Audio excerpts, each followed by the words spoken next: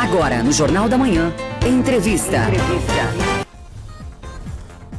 7h23, vamos para a nossa primeira entrevista do dia. A gente sabe que a tragédia na creche de Blumenau, que tirou a vida de 4 crianças no dia 5 de abril, fez com que o Brasil inteiro voltasse a refletir como está a qualidade da segurança nas escolas. Aqui em Santa Catarina, muita discussão sobre esse tema, aliás, tema que ganha espaço nas instituições de ensino, na Câmara de Vereadores, né? E a gente está recebendo hoje aqui no Jornal da Manhã um especialista em gestão e estratégia na área de segurança, o Jonas Alves, que já tem uma experiência já bem importante, né, na discussão sobre esse assunto, para a gente conversar um pouquinho mais sobre a segurança nas instituições de ensino aqui em Santa Catarina. Jonas, bom dia, obrigado pela presença, bem-vindo. Bom dia, é um grande prazer. A gente sabe que o senhor está caminhando, né, participando de vários eventos voltados à questão da segurança, inclusive com discussão nas escolas e tudo mais. Mas antes, queria que o senhor desse um panorama ou a sua opinião para o ouvinte, para quem nos acompanha nesse momento, em relação ao que a gente viu em Blumenau, né? É claro que tem toda uma investigação a ser feita e tudo mais. O que chamou a atenção nesse caso especificamente de Blumenau quando a gente fala na questão de segurança? Bom dia a todos, novamente. O assunto já é dado como chamado atirador ativo. A matéria chama-se atirador ativo, independente do meio que a pessoa utilize, né? É um estudo feito vindo exatamente dos Estados Unidos, porque foi lá que surgiu essa figura, né? Então eles se centralizaram todos os estudos nos Estados Unidos, tanto que todo seminário estuda exatamente o comportamento americano, como eles reagiram com relação a isso. O Brasil vem estudando em termos de segurança pública já há muito tempo. Até eu disse que a Polícia Militar, a Polícia Civil, as polícias estão preparadas para reagir contra o atirador ativo, porém as instituições não estavam. Por que não? Porque é uma coisa nova, um modelo novo, inclusive o governo, tá certo?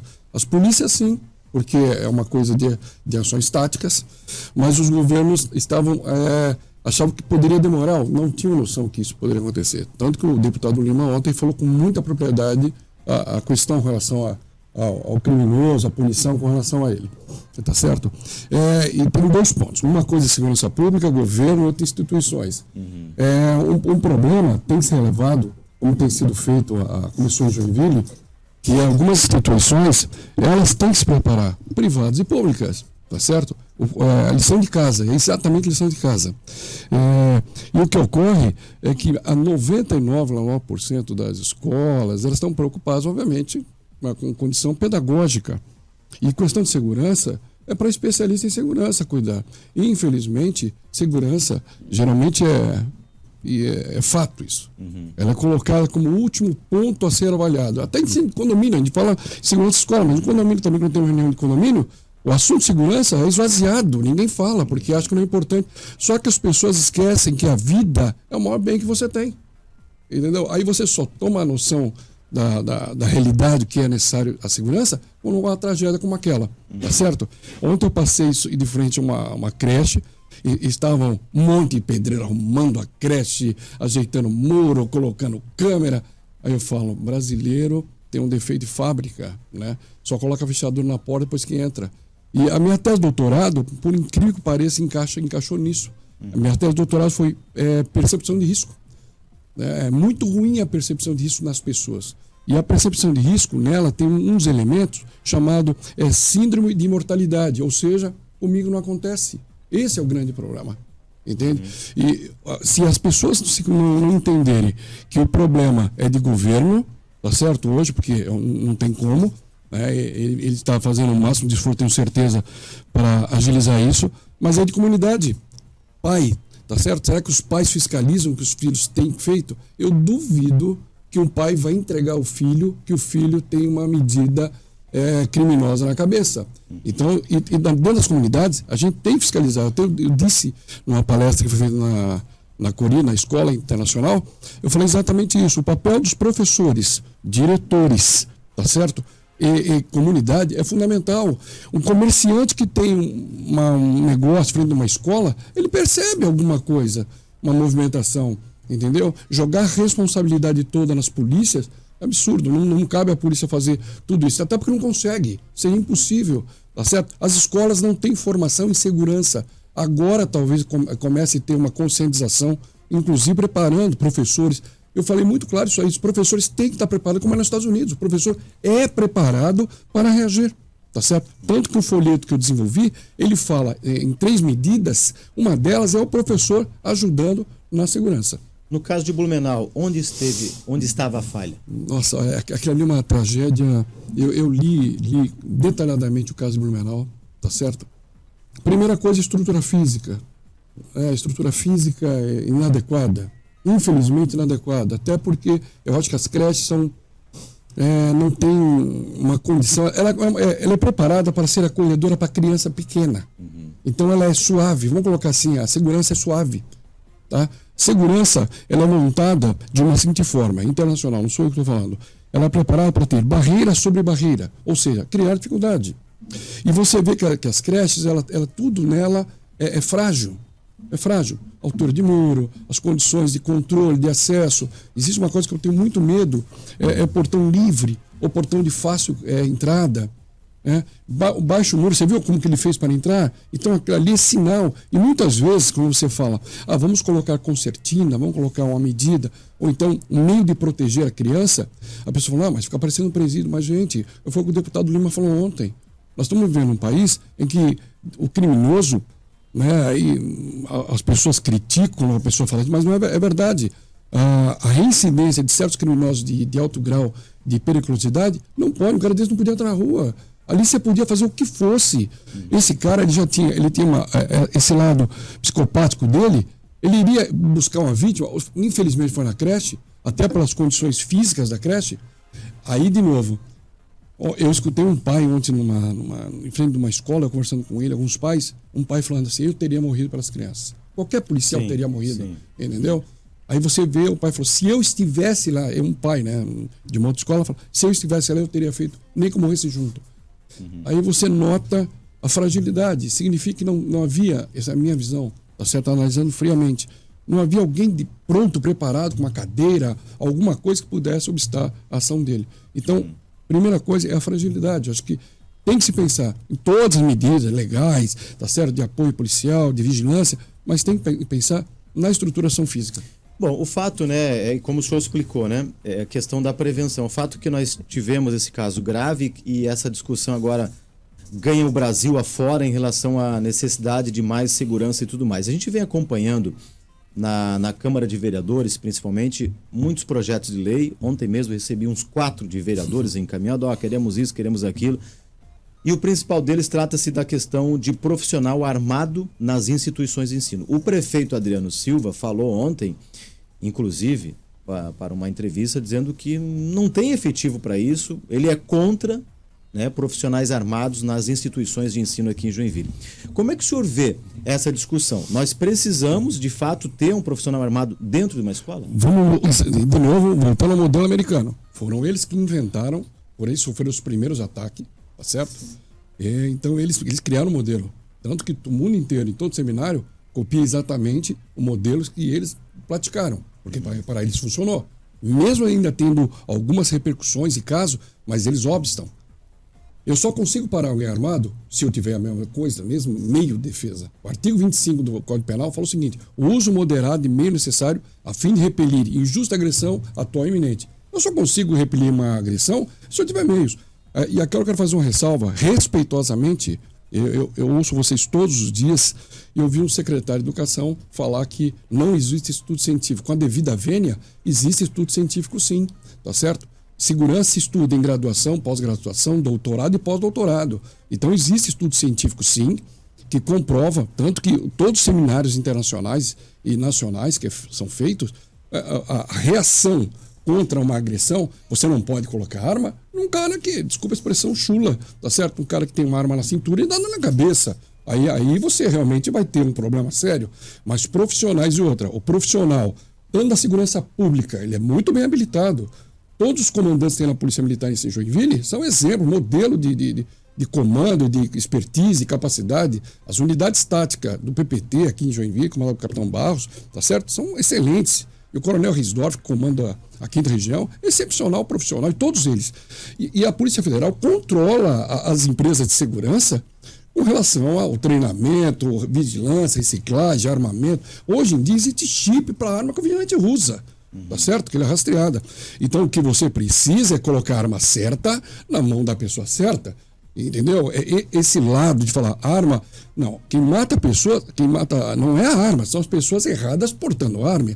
E você tem medidas como preparar uma escola, um ambiente onde você cria um tipo de guarita especial. Olha bem, porque eu tenho que obstar esse cara. Esse cara, ele tem tanto que antigamente, qual era a medida? Como se fala? O protocolo mudou. Mudou alguns anos atrás e provou-se no protocolo que realmente uma segurança armada no local acaba com vítimas. Provado, tem meios, tem estudos científicos com relação a isso.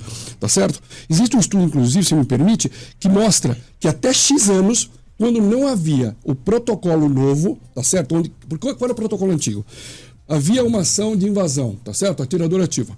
Se cercava a área e se esperava as unidades especiais, SWAT, BOP, Rota, GAT, essas unidades especiais, Comando de Operações Especiais, para que elas agissem contra o cara. Se percebeu que a ação do miliano, do marginal, do invasor, ela vai de segundos a minutos. Enquanto isso, ele estava livre dentro das escolas fazendo alguma coisa. Quando eles passaram a ter dentro das instituições alguém com capacidade de reação, essa pessoa passou a acabar a ação dele em fração de segundos, minutos. Mas se eu colocar um cara para dizer, para, ele não vai parar, gente, ele é um maluco. Ele tem um comportamento semelhante a um terrorista, ou seja, ele vai para matar e vai para morrer. Esse cara não tem nada a perder, ele não tem piedade. Provado, Blumenau. Entendeu? Então a segurança, uma pessoa armada, vamos colocar um profissional armado de uma empresa séria. Eu sou consultor de uma empresa séria em Joinville, tá certo? Eu sou consultor da Grupo de Seguridade há mais de 15 anos. E lá se fiscaliza, tá? As empresas sérias fiscalizam. A Polícia Federal, você pode consultar qualquer departamento de Polícia Federal, ele vai falar para você, espera aí, o cara que está lá, ele passa por uma seleção. O grande problema é que a sociedade, muitas vezes, não conhece o profissional de segurança privada. O senhor falou sobre sociedade, aí é um ponto que eu queria fazer uma pergunta para o senhor, até para a gente conversar com o ouvinte que nos acompanha agora. Como o senhor disse, né, a fala do secretário vem na defesa de que precisamos, um estudo científico e tudo mais. Ontem, o vereador William Tonés esteve aqui também defendendo, no projeto de lei de autoria dele, a presença de profissional armado nas instituições de ensino. E o vereador William até comentou o seguinte, nós vamos fazer audiências públicas para ouvir a opinião da comunidade, enfim.